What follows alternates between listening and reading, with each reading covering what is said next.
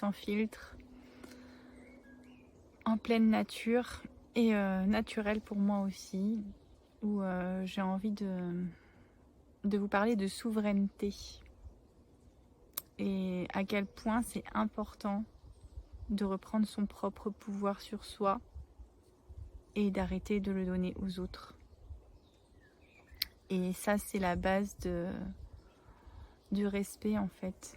Parce que quand on cherche constamment à servir les autres, à nourrir leurs besoins, à répondre à leurs attentes, on a tendance à se mettre de côté et à s'oublier. Et du coup, on devient frustré. Parce que comme on s'oublie, on nourrit pas ses propres besoins, on est à l'extérieur de soi et on s'occupe des autres. Et c'est ce qui fait que ça peut provoquer des colères, de la tristesse, de la rancœur et pas mal d'émotions qu'on risque de faire rejaillir sur les autres. Donc voilà, je tiens à vous partager cette notion de souveraineté et à vous encourager à reprendre votre propre pouvoir.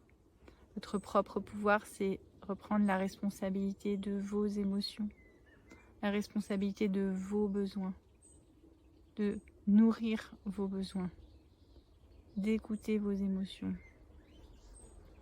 et de ne pas attendre des autres qu'ils le fassent. Parce que ce n'est pas leur rôle. Nous avons tous une mission, c'est de s'occuper déjà de nous-mêmes. C'est ce qu'on nous dit dans l'avion en fait. Quand on est dit en cas de dépressurisation de l'appareil, vous aurez un masque à oxygène qui tombera. Et surtout, il est indiqué que ce sont d'abord les parents qui mettent le masque à oxygène sur eux et ensuite ils le mettent sur leurs enfants.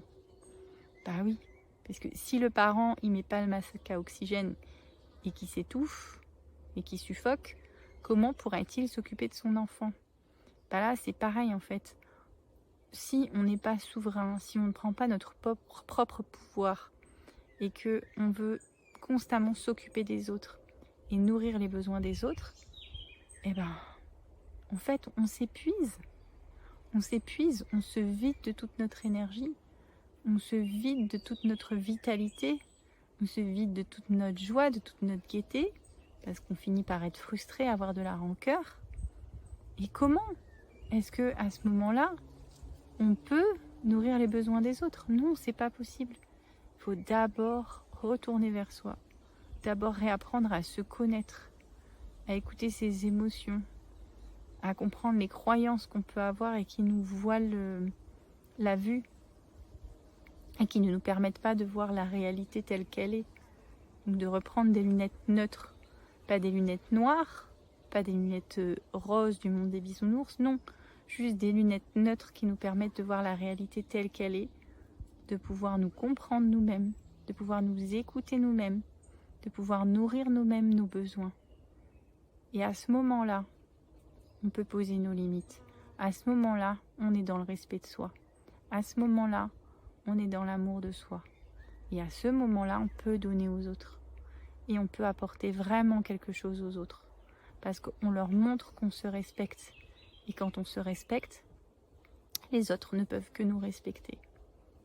Voilà. Je vous partage ces inspirations du jour. Et je vous en souhaite de faire bon usage. Je vous embrasse, à bientôt.